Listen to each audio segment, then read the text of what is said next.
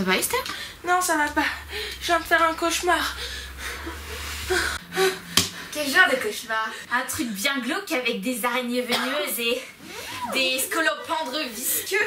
Non, un cauchemar encore plus bizarre que ça. Je courais dans le noir à la recherche d'une patate. Pomme de terre. D'une patate en or. Des pommes de terre. T'as dit une pomme de terre en or? Mais dis, ça te rappelle pas l'histoire de la comtesse avec la pomme de terre en or? Oui, l'histoire de la comtesse et sa patate d'or. Je connais le terre. Si, en fait c'est l'histoire d'une comtesse dans un pays très lointain. Elle avait pas beaucoup d'amis. Alors du coup, durant son enfance, elle s'est carrément rapprochée de la nature. Les fleurs, les plantes, les légumes, les fruits, tous étaient ses amis. Un jour, son prince, il est arrivé. Sauf que le prince, c'était un voyageur, donc il a dû partir à un moment. Il était obligé. Alors pour qu'elle se rappelle de lui, il lui a donné une graine qui venait d'un autre pays, d'un autre de ses voyages.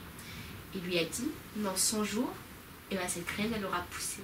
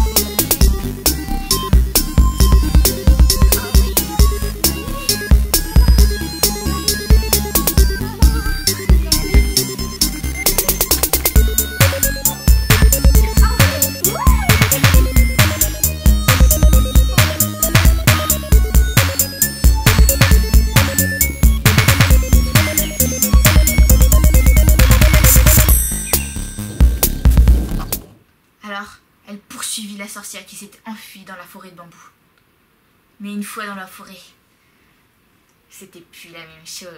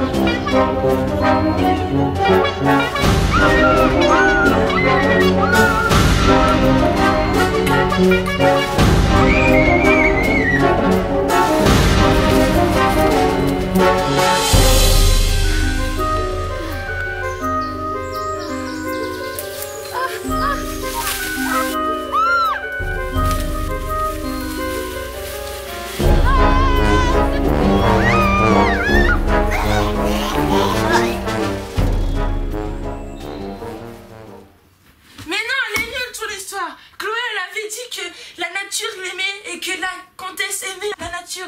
Et donc du coup, elle avait une formule magique qu'elle a retenue depuis longtemps. Nihili Mambo.